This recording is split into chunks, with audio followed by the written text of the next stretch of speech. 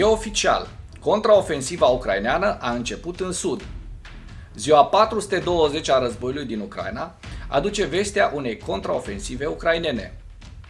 Potrivit Institutului pentru Studiul Războiului, ministrul adjunct al apărării ucrainean Hanna Maliar a raportat pe 19 aprilie că forțele ucrainene desfășoară deja unele acțiuni contraofensive. Maliar a declarat că forțele ucrainene nu vor anunța niciodată preventiv când începe contraofensiva și a reiterat că forțele ucrainene urmăresc să elibereze întreg teritoriul ucrainean. Maliar a mai raportat că forțele ruse se concentrează pe ofensive în direcțiile Liman, Bakhmut, Avdiivka și Marinka și că forțele ruse au concentrat arme, echipamente și toate unitățile profesionale, inclusiv forțele grupului Wagner, Spetsnaz și forțele aeriene în jurul Bakhmutului. Maliar a menționat că acțiunile contraofensive ucrainene vor fi atât ofensive cât și defensive, având în vedere natura complexă a câmpului de luptă. În sud, intensitatea atacurilor ucrainene a atins noi vârfuri, deoarece ucrainenii au deschis mai multe linii de atac. Din cauza presiunii crescute, rușii au început să-și piardă pozițiile, iar autoritățile de ocupație au lansat evacuarea din așezările prefrontale.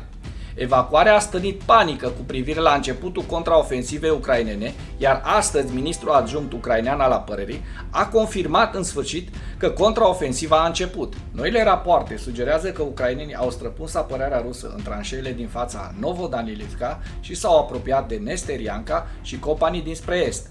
Prezența ucraineană a fost observată și în partea de sud a orașului Kamianske, ceea ce înseamnă că rușii au abandonat foarte probabil și Piatihati, iar pe măsură ce frontul se deplasa spre sud, ucrainenii au început să se pregătească pentru un atac asupra următoarelor tranșee rusești de pe linie.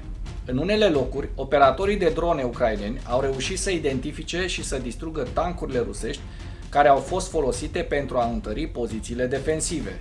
Șeful ucrainean din Melitopol a raportat că rușii au anunțat o evacuare urgentă din toate așezările dintre Vasilivka și Tokmak, de teamă că acestea ar putea deveni foarte curând cel mai activ câmp de luptă.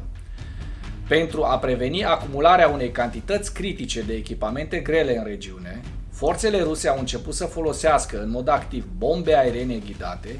Aceste bombe cântăresc între 500 și 1500 de kilograme și au o rază de acțiune de până la 40 de kilometri, ceea ce reprezintă o amenințare semnificativă pentru planurile ucrainene.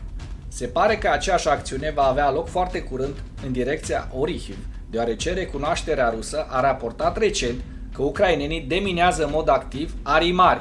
Un alt indicator al acțiunilor ofensive ucrainene iminente este faptul că anumite elemente ale brigăzii 71 Jager și brigăzii 46 de asalt au sosit recent la Orihiv, potrivit unor surse rusești.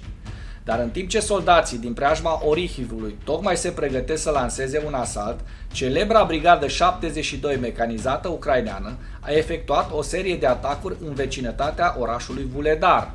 Rapoartele recente din nord sugerează că ucrainenii s-au concentrat în cea mai mare parte asupra sudului Bakhmutului și au atacat pozițiile rusești în liniile dintre copaci rămase din fața orașului și, cel mai important, au atacat partea de nord a așezării Pavlivka.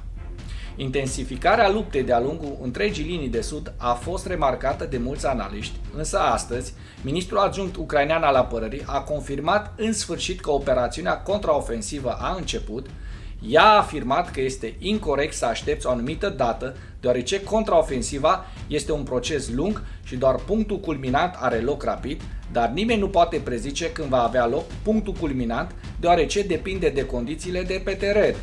În acest moment, ucrainenii testează apărarea rusă, lăsând noilor unități de asalt formate să câștige experiență de luptă și, în cea mai mare parte, să urmeze calea celei mai scăzute rezistențe, adică împing unde pot, lăsând pozițiile cele mai puternice pentru mai târziu. Analiștii ruși prevăd că ucrainenii vor efectua cel puțin 2 atacuri uriașe în ultima săptămână din aprilie pentru a testa noi tactici și apoi vor lansa o contraofensivă la scară largă în prima jumătate a lunii mai. Mulțumesc pentru vizionare. Dacă vrei să susții acest canal, abonează-te la Animatura.